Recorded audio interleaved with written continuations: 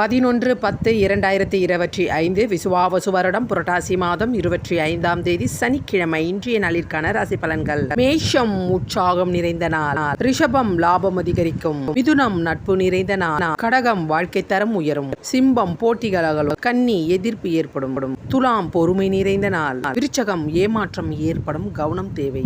தனுசு பணவரவு உண்டு. மகரம் ஜெயம் உண்டாகும். கும்பம் உழைப்பு நிறைந்த நாள். மீனம் விவேகம் தேவை.